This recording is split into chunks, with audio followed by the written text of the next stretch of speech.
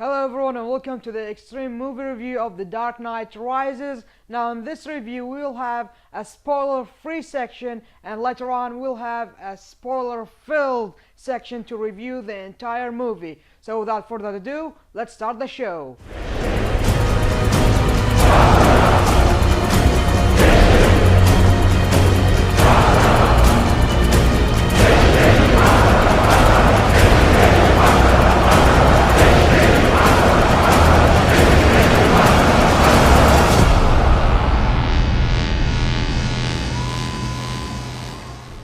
Now, as I said, we have a spoiler-free segment and a spoiler-filled segment. So let's just start things off with the cast and crew. Christian Bale returns as Batman, and he's the first one to play Batman for 3 feature films. Joseph Gordon-Levitt plays Blake, a new character introduced into the movie. Now, Tom Hardy is playing the main villain of this movie named Bane, and he's going after Batman with his League of Shadows. Anne Hathaway is starring in another new character being featured in this trilogy, which is the Catwoman. And of course, Michael Caine returns as Alfred alongside with Gary Oldman as Commissioner Gordon. And at last but not least, the maker of this trilogy, Christopher Nolan, the guy who also brought you Inception. Okay, now to my spoiler-free review. Now this movie is being featured as the biggest IMAX movie to ever debut. At least that's what I read and that's what they claim. But at the end it ended up having only 50 minutes of IMAX footage and the entire movie is 160 minutes. So you will be expecting during each scene they will be having a full screen movie and then 2 black bars at the top and the bottom, which is really disappointing. And on a side note, they discussed making this movie a 3D feature IMAX film, but they did not go with that because it takes longer time and of course more money to produce 3D footage. So they decided to keep it 2D IMAX, and I love that decision because if the 2D sucked, how would the 3D be looking like? It would totally fail. So overall, I'm really disappointed with the IMAX quality of this movie because I've seen lots of IMAX movies and they have all been better than this movie.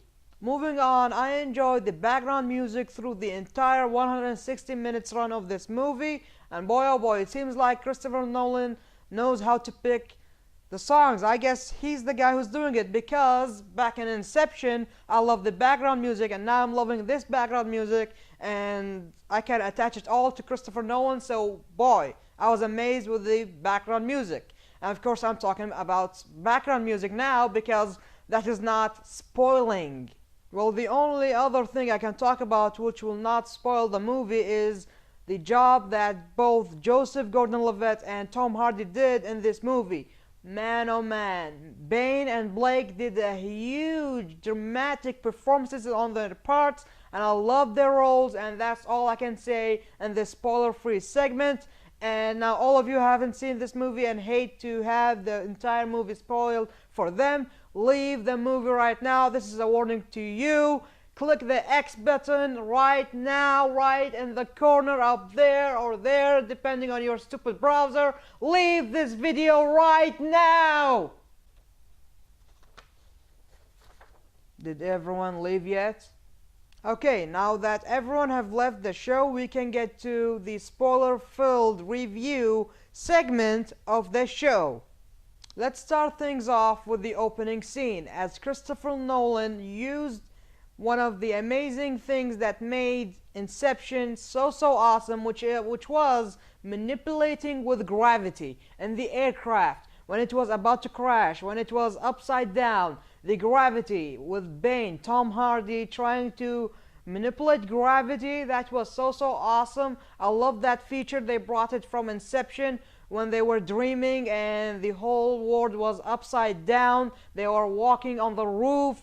And I just love that they brought it in that airplane scene. Why did I say aircraft earlier, right? But anyways, I loved how they did that, and from the beginning I just said, wow, this could be just like Inception or even better than Inception from the beginning. It just gave me faith in this movie from the first 5 minutes going into the movie. Moving on, I honestly felt like Blake and Bane both got more screen time than Batman did or Bruce Wayne did, and honestly, I actually love that thought because I love both Tom Hardy and Joseph Gordon-Levitt, and I actually kinda hate Christian Bale. Nothing personal, bro. I just feel they act better than you would in your dreams. Now, obviously, I can scream pipe bomb, but no, it's not a pipe bomb this time. It's just the truth. And the truth hurts sometimes, but it needs to be heard, Bale. Tom Hardy and Joseph Gordon-Levitt, their performing level is so high that you cannot even realize and you cannot even see because you're so full of yourself that you do not know how to deliver your role as you're being asked to. I'm expecting hate comments in the comment section below saying, what do you know about acting? And yeah, you can say that, but still, Christian Bale sort of sucks. Okay, joking aside, let's just get back to the review. Now, Bane got killed by Catwoman as she was trying to rescue Batman from Bane as he was about to kill him. How many as did I say in the previous sentence? No one can count it, right? But anyways, Bane, you got killed way too easy and way too soon. Even though it was a 3-hour movie, I needed you to last to the last minutes. That's another weird sentence. But anyways, Bane, I truly love the character, and when it died, I was like, ah, man, not this way. Not by Catwoman, at least by Batman to give him an edgier side. Batman will not only be gaining an edgier side, but he'll also be having his first kill ever, and it will be so amazing. Just imagine this, Batman and Bane fighting to death, and at the end, Batman stands tall, and boy, that will be a huge win for him, having an edgier side and his first kill ever. Or we can just let Bane kill Batman. Or maybe not. Okay, so my last point of this movie is written, so let's just read it.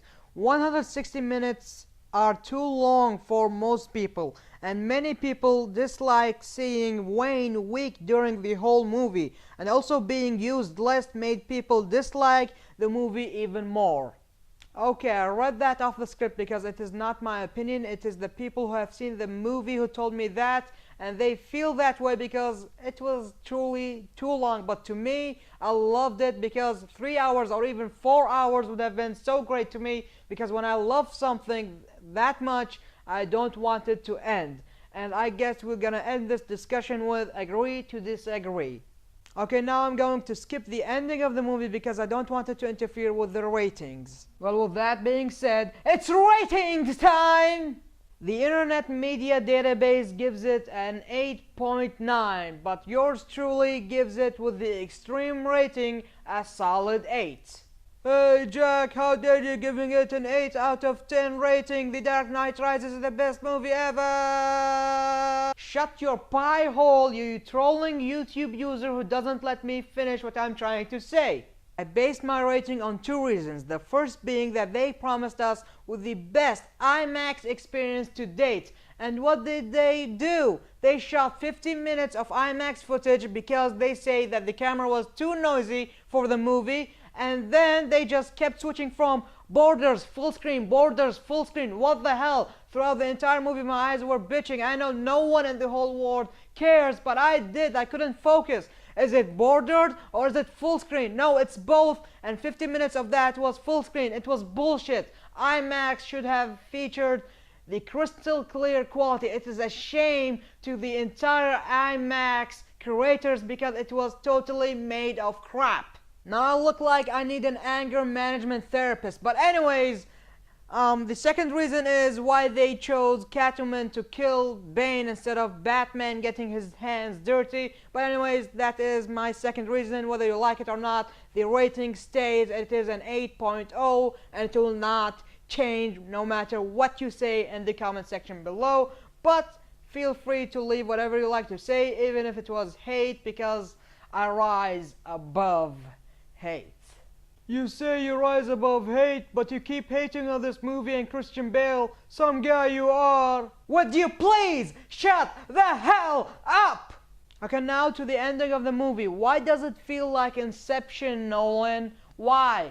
Alfred stated before that he likes to dream when he goes to that cafe and sees Bruce Wayne with his wife and children.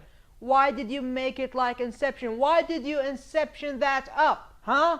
You left everyone in the theater thinking about the ending till they went to sleep and woke up in the morning thinking about the same thing. They talked about it all week long. And of course I'm not talking about that. I'm talking about the Colorado shootings. 12 people died, no lie. Okay, now we're in a sad place. Let's just say, shall their souls rest in peace, and shall the murderer gets in jail for lifetime or even gets executed by the hands of the Expendables or something. But anyways, seriously, I want to know for sure, is he dead or alive? Because again, I hate Christian Bale, even though I rise above hate. I just want him dead in the movie. It would mean the world to me. So is he dead or alive? Of course I'm alive, kid. Wanna know how? Because I'm Batman.